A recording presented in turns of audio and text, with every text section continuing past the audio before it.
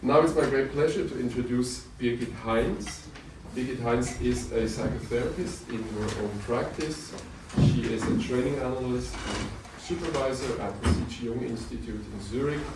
She teaches also in Munich and at the Sigmund Freud PrivatUniversität in Berlin.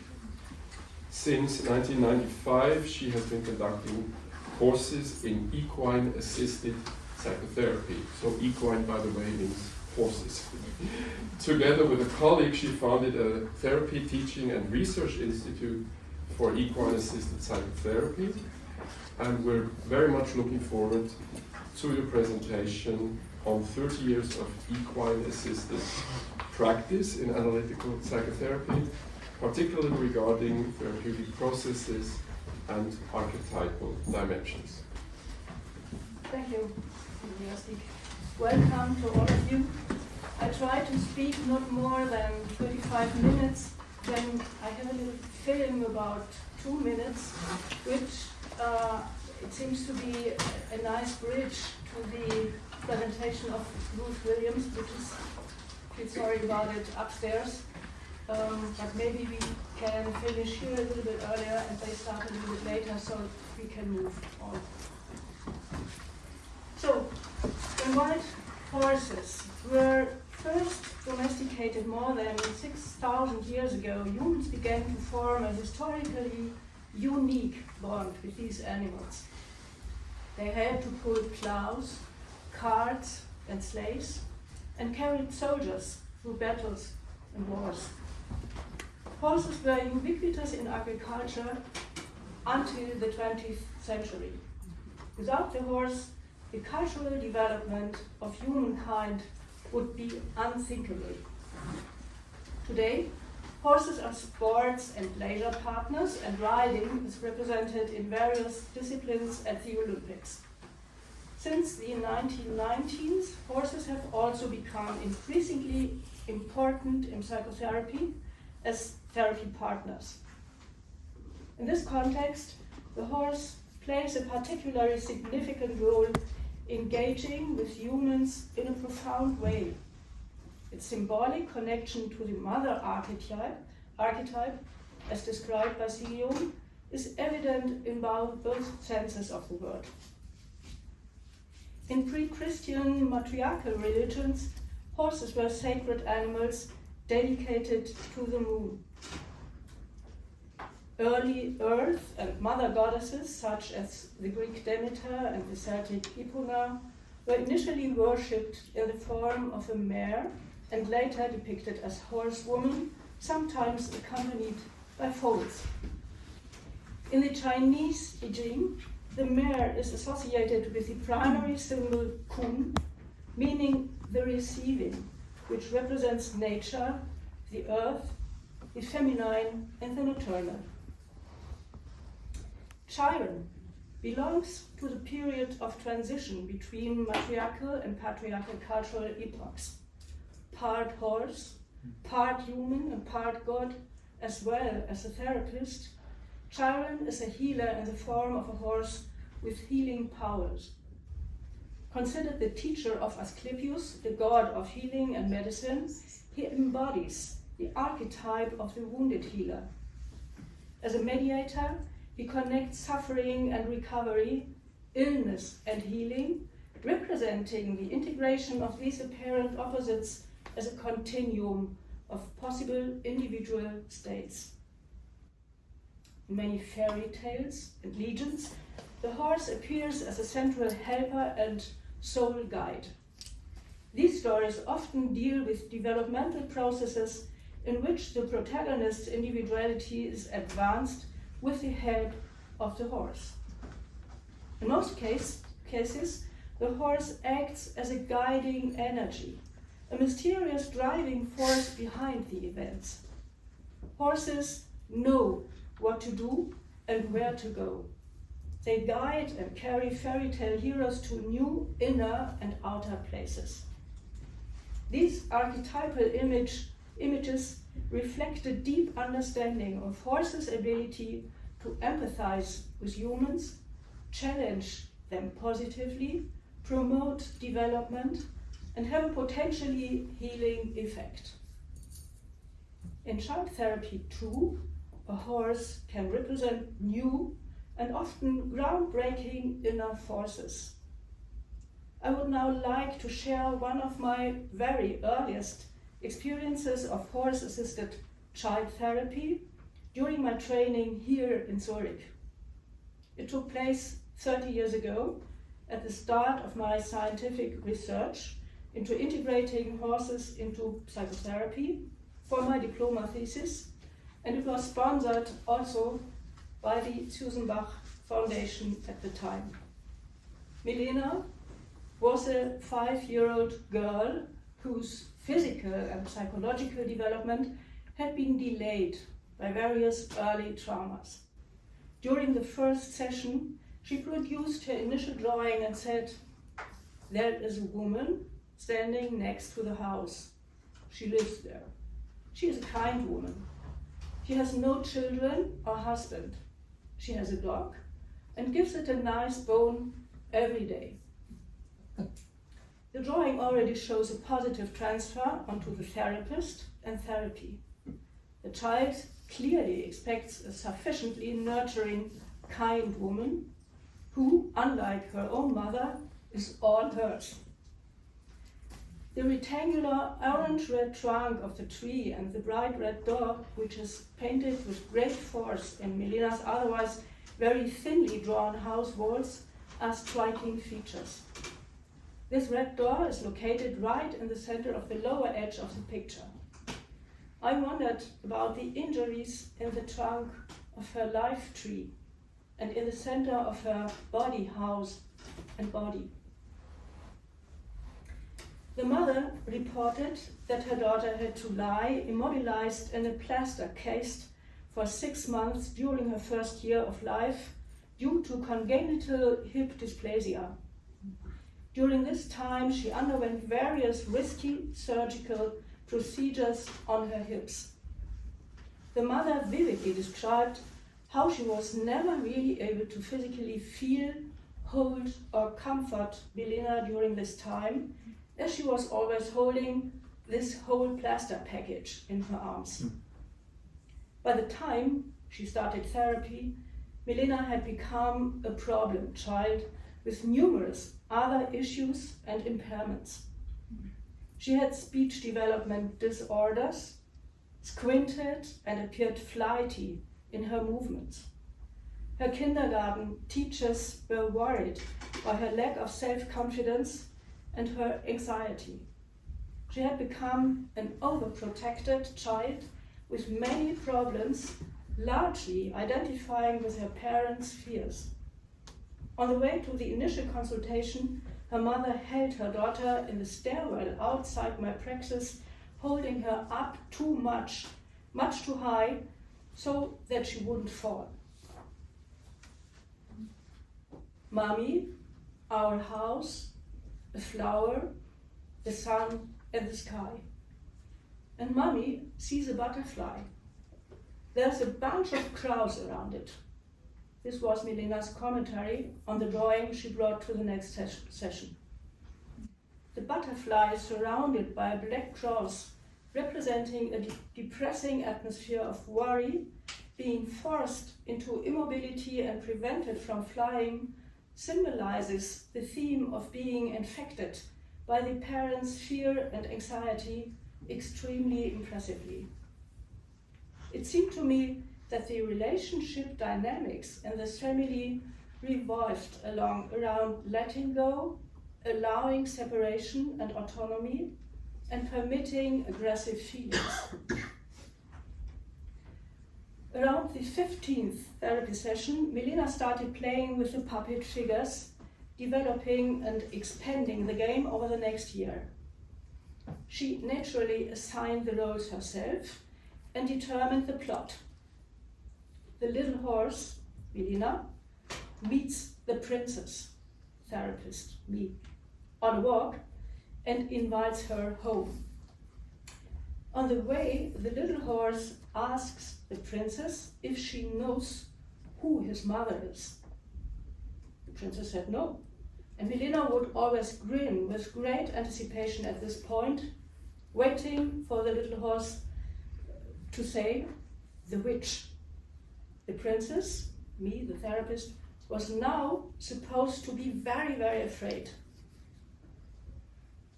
She wants to turn back, but the little horse urges her on to meet his mother, the witch.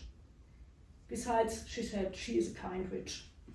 The princess is supposed to calm down a little while riding the horse, and so they arrive at the witch's house. The trembling princess is now supposed to ring the doorbell herself and greet the witch.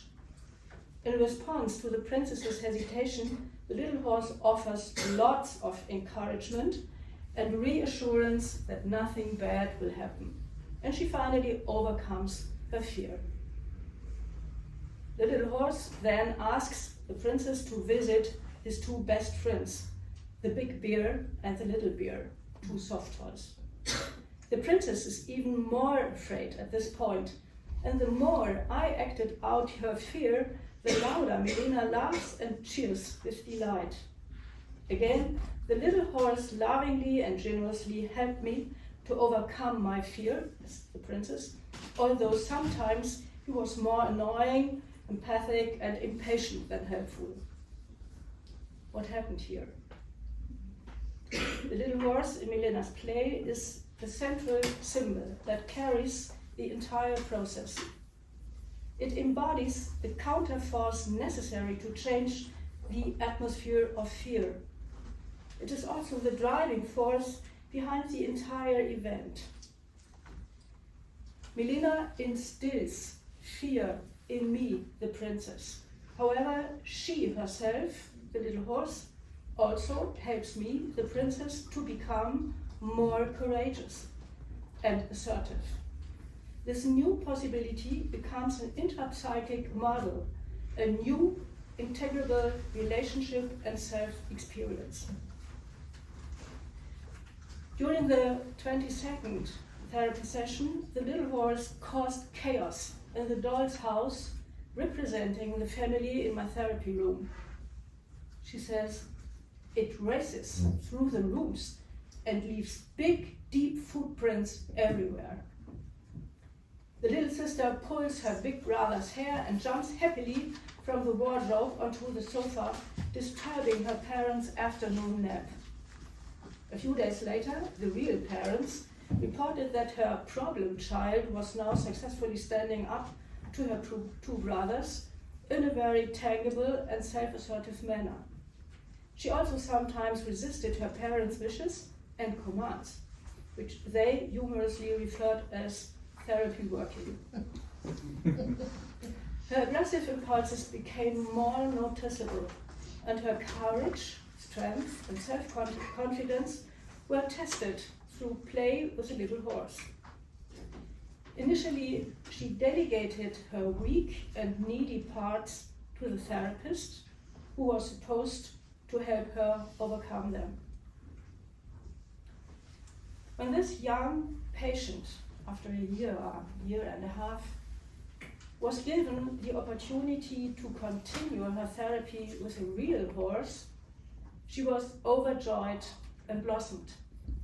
For Milena, a real little horse was the fulfillment of her wildest dreams.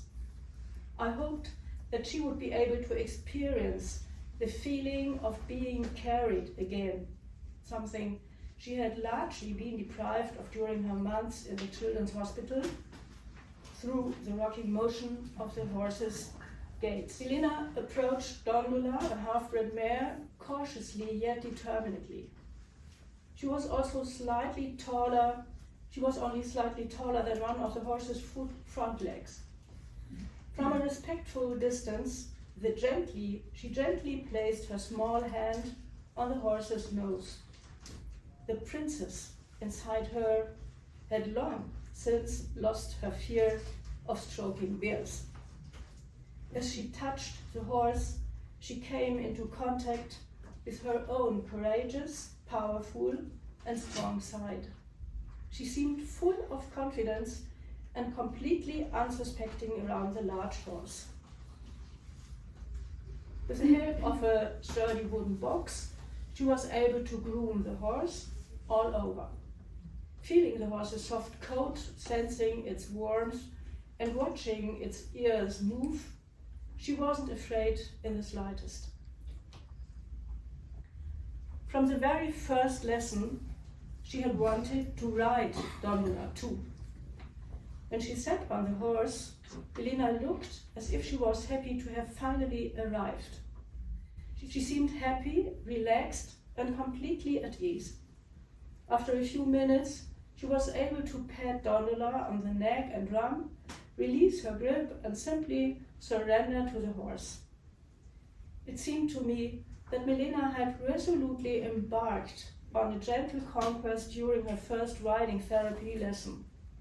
Such a relaxed child sitting radiantly and devotedly on the horse could have been photographed at the end of the 6 months instead of at the end of the first lesson, which speaks to the appropriateness of this undertaking for this child. Working with the horse involved experiences revolving around balance, finding the center, and equilibrium. Through this dialogue with the horse, our body is reminded of the very earliest pre-verbal interactions. The movement dialogue with our mothers.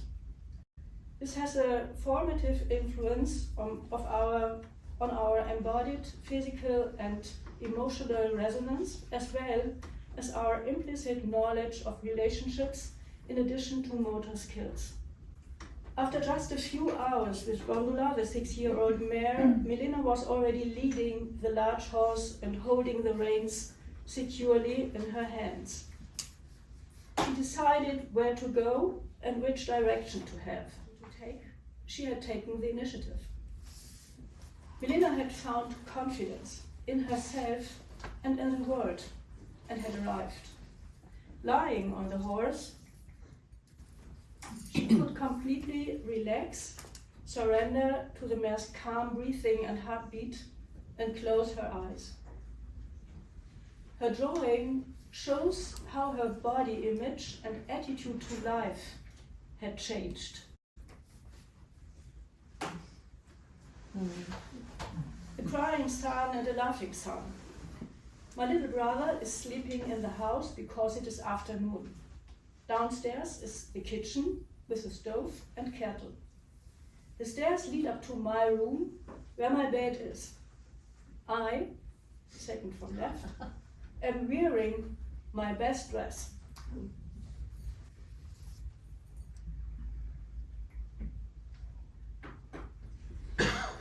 In Milena's last sun picture, a little horse had to defeat various monsters along a perilous path to find a courage stone.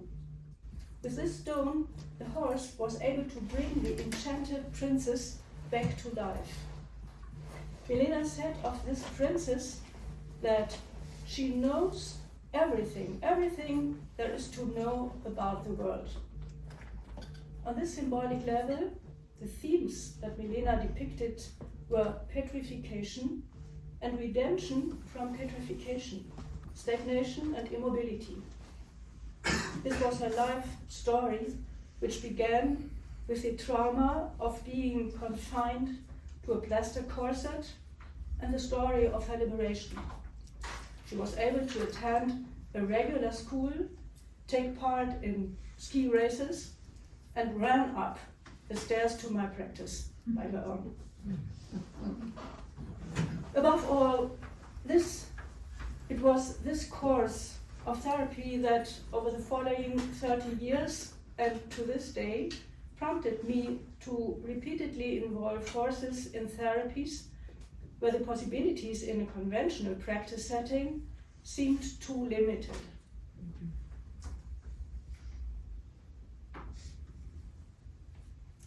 Since 2003, I've been working in southern Germany with my medical colleague, Marika Weiger.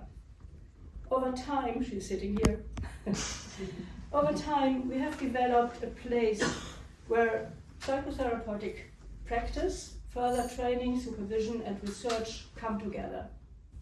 Up to 12 horses, there are currently 6, can be kept there in a species-appropriate manner on a total of 10 hectares of ecologically managed land.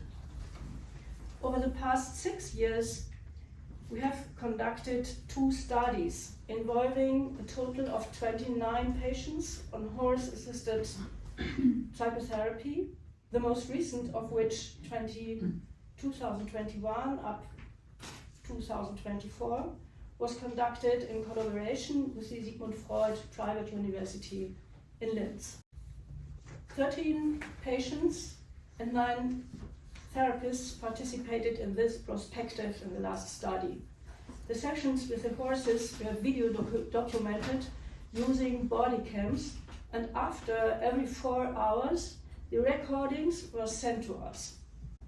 We then conducted semi-structured follow-up interviews with the therapists. Patients also completed 2 questionnaires at the beginning and end of therapy, a mood scale according to Van Zeersen and a horse-specific questionnaire. All patients were interviewed again at the end of the therapy, after which they completed an imagination involving a horse or the therapy horse to give space to inner images and the unconscious. From the video recordings, we identified special moments of encounter, known as now moments, Daniel Stern, which occur very intensely in work with horses. We did this, of course, in consultation with the therapists.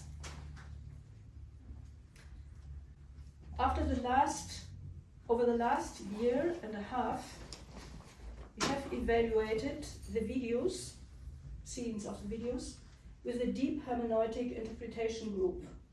These sessions were recorded and professionally transcribed, and then evaluated using content analysis, grounded theory. The group comprised the research team from the Department of Psychotherapy Science at the SFU Linz, led by Professor Dr. Thomas Steffensen, some of the therapists who participated in the study, 3 Jungian analysts with no experience of working with horses, and a linguist who rides horses. Both the pilot study and the follow-up study resulted in book publications, with 2 patients contributing to the description of their therapy processes. In essence, the key assumptions about the factors that constitute horse-assisted psychotherapy, which were derived from retrospective interviews in the pilot study, were confirmed and expanded upon in the follow-up study, primarily through in the depth hermeneutic analysis and microanalysis of the video recordings. All patients participating in both studies testified in their interviews to the benefits they had gained from working with horses, and the evaluation of the well-being scales confirmed significant improvements. So the special feature of this research methodology was the combination of qualitative and quantitative methods, which made it more compatible with mainstream academic research. The regular follow-up interviews with therapists and their participation in the research group differentiated their perceptions and broadened their theoretical background. The involvement of the patients in the research process, including the joint viewing of video excerpts, was not originally planned. This further deepened their experiences, making their healing process an ever greater joint project on equal footing. More than half of the study participants suffered from trauma-related disorders. In many cases, the involvement of horses was the only way to access therapy. Many patients with complex trauma had previously discontinued purely language-based therapies several times. Below I will focus less on the individual key factors and more on the significance of the setting expanded to include horses, particularly to this group of patients. We all know about the important statement of C.G. Jung, the symbols of the self arise in the depth of the body. In our outpatient therapeutic practice, we typically address psychotherapy issues that can be traced back to early, hurtful, efficient, and formative relationship experiences. These experiences may then become life themes or crisis-prone areas within our psyche. These generalized relationship experiences, or complex episodes in Jungian terminology, manifest in current interpersonal conflicts and are usually reenacted to a greater or lesser extent within the therapeutic relationship where they then can be addressed. I assume there is a continuum between these generalized relationship experiences, which are not necessarily traumatic, and traumatic experiences that have been processed by patients who subsequently suffer from PTSD with absolutely subjective and non-generalizable effects in each case. Patients with severe trauma-related disorders are considered as hard to reach, difficult to treat by experts. When a child has experienced neglect, sexual abuse, or other forms of physical violence at the hands of parents or close caregivers, human relationships can become a significant source of anxiety and stress. Common coping strategies will then include avoiding closeness, relationships, and trust, including, of course, psychotherapists. When trauma-associated memory fragments emerge in the therapy sessions in a conventional practice setting, patients may be overwhelmed by emotional reactions, for example, fear, panic, self-devaluation, and feelings of threat, and also by physical symptoms like palpitations, freezing, nausea, dizziness, and fainting. Dissociation, which means the separation of thoughts, feelings, and physical sensations, is often the only possible defense mechanism. The affected person no longer feels their own body, which can lead to symptoms of derealization and depersonalization. The recognized guidelines in Germany are still predominantly language-based therapeutic methods. However, by focusing on mentalization as a core competence in psychodynamic methods, we risk losing sight of the body as the seat of the soul and the embodied psyche. This possibly perpetuates the dissociation in the therapeutic situation. Only by paying close attention to our own bodily sensations and helping traumatized patients to gently reconnect with their bodies, we can reintegrate inner images, feelings, and the sense of self.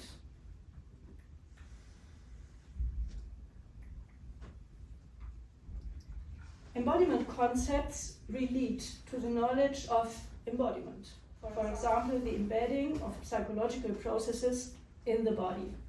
In a medical context, we would refer this as psychosomatics.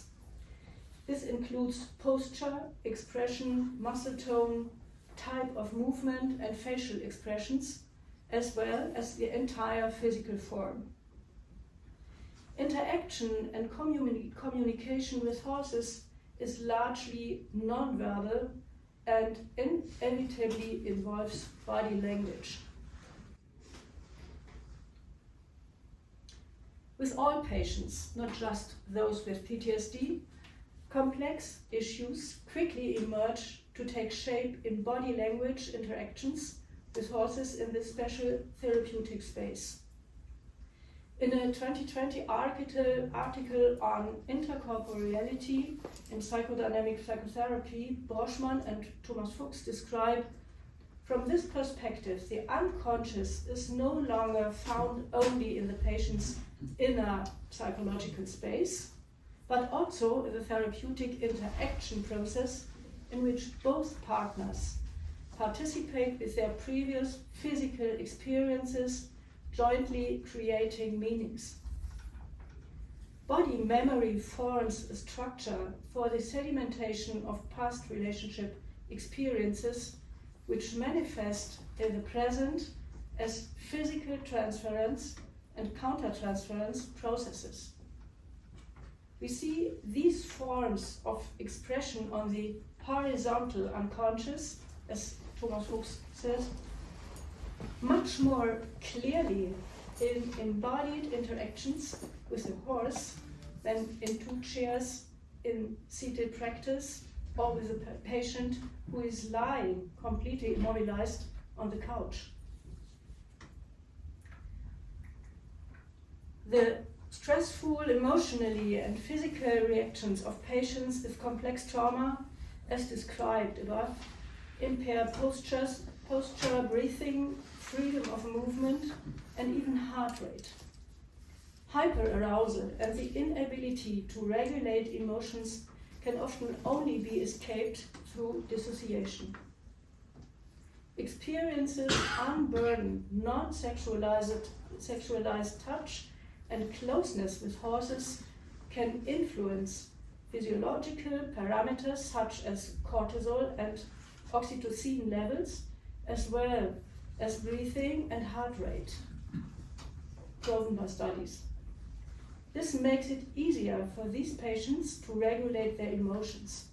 In the best case, dissociative coping can be prevented. The horse keeps patients connected, anchors them in the present moment, and conveys feelings of security and trust, often described as a sense of being grounded. All this takes place, of course, in the attentive presence of the therapist.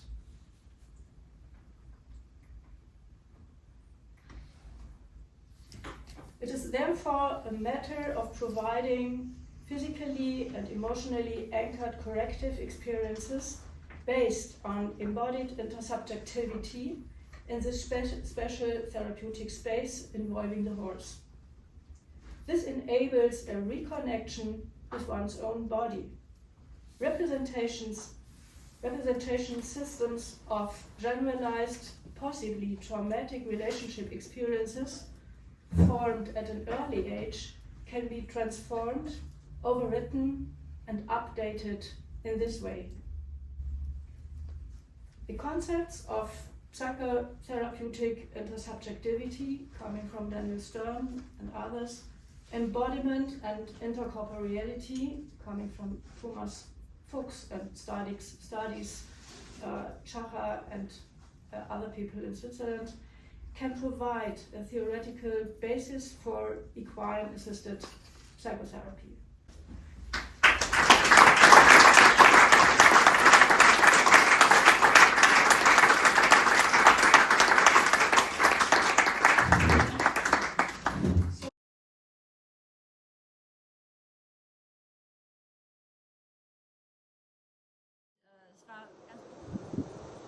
Ja, nehmen Sie das wahr, diese Trauer, die da ist und die auch da sein darf. An diesem Tag hier, an dem Geburtstag.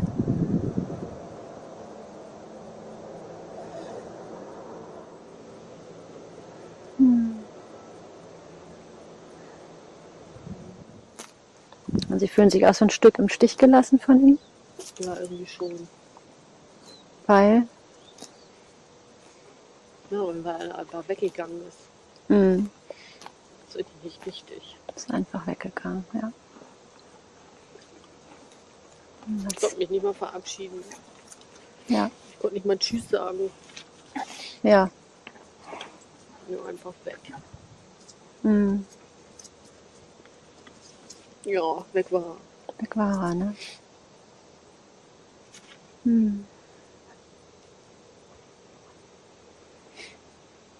Ja, ist einfach weggegangen. Ist einfach weggegangen, ja. Und hat mich zurückgelassen. Ja.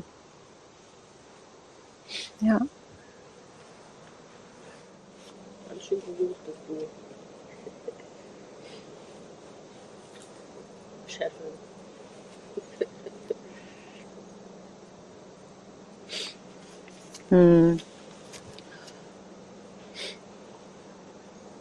Ich hab mir Wie ist das so? Sie sind traurig und sie kommt? Ja, das war irgendwie, ich hatte das Gefühl, sie hat mich richtig angeguckt. So. Ja. Hat Kontakt aufgenommen zu mir. Ja. Irgendwie. So, ich hatte fast das Gefühl, also, wollte sie mich jetzt trüsten? Oder Ja, so fast so kam es an, ja, ne? so Ja. kam fast so runter. Ich auch so das Gefühl fast. Und wie ist das, getröstet zu werden? Ungewohnt. Tröstet ja sonst niemand.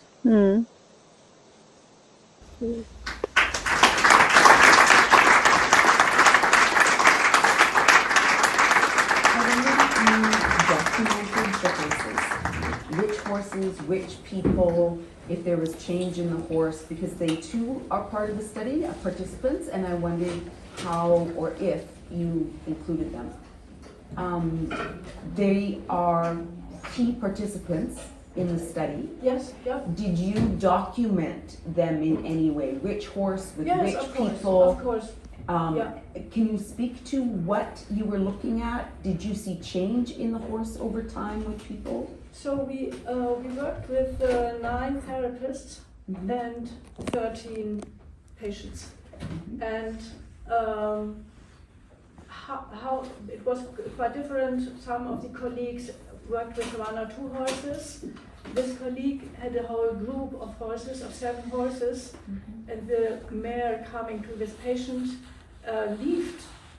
left her group and went 40 meters on the meadow to meet this patient. And they had never worked before. But afterwards, this patient wanted to continue with this horse. So, of course, we had films about every horse, video films with the body cams of every horse and every therapist, and we documented that. I guess I'm wondering about the subjectivity of the horse. Yeah. You know, like if that mare came, and do you know anything even about the horse's background? So I guess I'm a little, just more about the horse. I know I heard the recording, but perhaps were there changes even that you noticed in this mare over time, or? Yeah, I understand. We had the idea that, I mean, we do a training, we do our self-experience, and teaching analysis, how is it in English?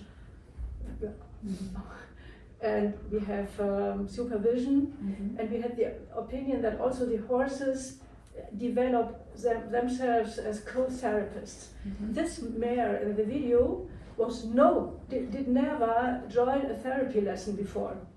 It was the horse which was jumping in competitions with the son of this colleague. And she never wanted to work with this horse because she thought she is maybe too nervous and not calm enough. And this horse invited himself into the therapy job.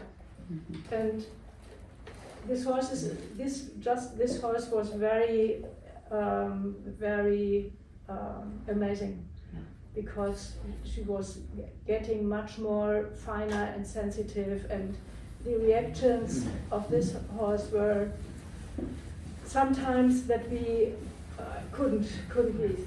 I wondered that. Thank you so much. And it's fine to have the videos, because sometimes if you tell people about several situations, they can say, yeah.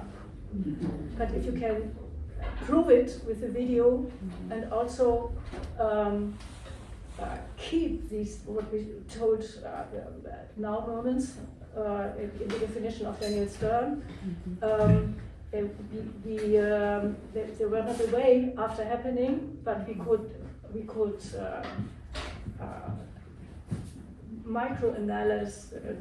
do microanalysis one time, more times, several times, and find even more details in these sequences. Thank you. So maybe we should finish. Thanks for listening. Thank you so much.